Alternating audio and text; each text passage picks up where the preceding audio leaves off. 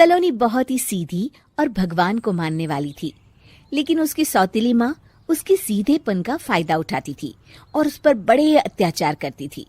जरा सी चूक हो जाने पर उसकी खूब पिटाई करती। अरे सुनते हो, कोई लूला लंगड़ा देख इसकी शादी तय करो और इसे इस घर से बाहर का रास्ता दिखाओ। सलोनी के पिता जानते थे कि मीना एक चांडाल औरत है, इसलिए वो एक अच्छा घर देख सलोनी की शादी कर देते हैं। लेकिन वहां भी सलोनी से जलने वालों की कमी नहीं थी। सलोनी की ननद निकिता उसे बिल्कुल पसंद नहीं करती थी। सलोनी, बात तो सुनो जरा। जी कहिए। आज शाम को मेरे बॉस खाने पर आ रहे हैं। ध्यान रहे उनकी खातिरदारी में किसी प्रकार की कोई कमी नहीं होनी चाहिए। जी आपने कह दिया, बिल्कुल वैसा ही होगा। शाम को सलोनी जैसे ही गैस पर खाना चढ़ाकर वहां से जाती है अभी इसके खाने का स्वाद बढ़ाती हूँ। निकिता गैस की आंच तेज कर देती है। थोड़ी देर में देखते ही देखते सारा खाना जल जाता है और पूरे रसोई घर में चारों तरफ धुआं फैल जाता है। अब आएगा मजा। माँ जल्दी आओ, यहाँ देखो सलोनी ने किचन में आग लगा दी। अरे तेरा सत्यानाश हो, कल मुही तूने ये क्या कर दिया? सलोनी की सास उसे बहुत डांट फटकार लगाती है। तभी मोहन अपने बॉस के साथ घर में प्रवेश करता है। अरे भाई मोहन, ये क्या तुम्हारे घर का क्या हाल हो रखा है? लगता है खाना जल गया है। चलो खाने का प्रोग्राम कैंसिल करो, मैं अपने घर जाके खा लूंगा। सर, दरअसल सर मुझे माफ कर दीजिए। अरे कोई बात नहीं, घरों में ये छोटी मोटी बातें होती रहती है। मैं समझ सकता हूँ, फिक्र मत करो, मैं नाराज नहीं हूँ और इस बात का तुम्हारे प्रमोशन पर भी कोई असर नहीं पड़ेगा। चलो अब चलता हूँ मैं। बॉस के जाते ही मोहन सलोनी पर भड़क उठता है और उसे खूब खरी खोटी सुनाता है।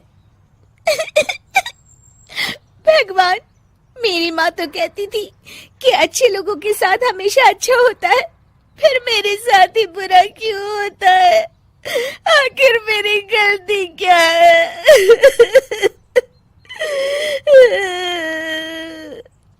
तभी आकाशवाणी होती है। बेटी, अब तुम्हें कोई दुख नहीं दे पाएगा। तुम्हारा बुरा सोचने वाले के मन की सारी बातें तुम पहले ही जान जाओगी। अगले दिन सलोनी निकिता को चाय देने उसके कमरे में जाती है।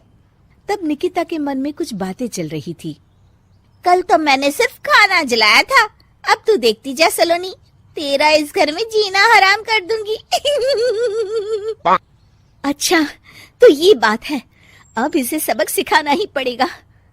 कुछ दिनों के बाद, सलोनी, मेरे कपड़े जल्दी से प्रेस कर दो, ऑफिस के लिए देर हो रही है। सलोनी मोहन के कपड़ों के पास प्रेस गर्म होने के लिए रख देती है और अपने कमरे में चली जाती है। तभी हॉल में निकिता आती है। सलोनी चुपके से उसे देख रही होती है। आज अगर मैंने ये कपड़े जला दिए तब तो पक्का मेरा भाई इस सलोनी की बच्ची को धक्के मार के घर से बाहर निकाल देगा। अरे तू क्या मुझे निकलवाएगी? महादेव है मेरे साथ। ठहर जा निकिता, आज तो तेरी खैर नहीं। सलोनी अपने पति मोहन को बुला लाती है और निकिता की सारी करतूत दिखाने लगती है। निकिता गर्म प्रेस मोहन के कपड़ों पर रखकर अपने कमरे में चली जाती है। मेरी बहन इतनी बड़ी चालबाज निकलेगी, मैंने तो सोचा ही नहीं था। मुझे माफ कर दो सलोनी, मैं तुम्हें गलत समझ रहा था। मोहन निकिता को बुलाकर उसे खूब डांट फटकार लगाता है।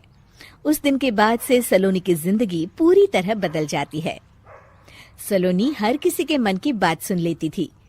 दूसरी तरफ निकिता का कोई भी दांव सलोनी पर नहीं चलता था और आखिरकार वो भी सलोनी के आगे घुटने टेक देती है। फिर एक दिन सलोनी की सास की सहेली ममता अपनी बहू कविता के साथ वहां आती है। कविता मन ही मन कहती है, अरे ये बुढ़िया पागल है जो मुझे यहाँ लेके आ गई। कहाँ मैं अपनी किटी पार्टी छोड़ के इसके साथ यहाँ मरने आ गई। पता नहीं कब तक इसे झेलना पड़ेगा। अरे ये जल्दी मरे और इसकी सारी जायदाद मेरे नाम हो जाए। सलोनी कविता की सारी बातें सुन लेती है। अरे कविता, तुम अपनी सास की जायदाद के लिए उन्हें झेल रही हो और उनके मरने का इंतजार कर रही हो। ये तो गलत बात है।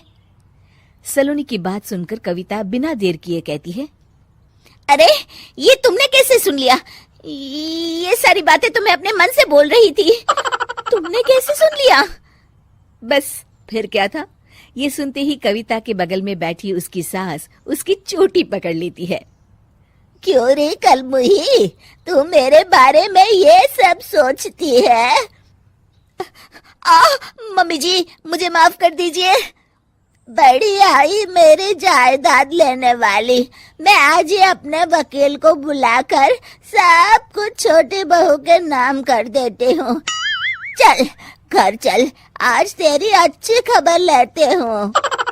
इस तरह सलोनी लोगों के मन की बातें सुन लेती थी, लेकिन धीरे धीरे सलोनी को एहसास होता है कि उसके आसपास के सारे लोग एक दिखावे की जिंदगी जीते हैं और सब एक दूसरे के बारे में बुरा ही सोचते हैं।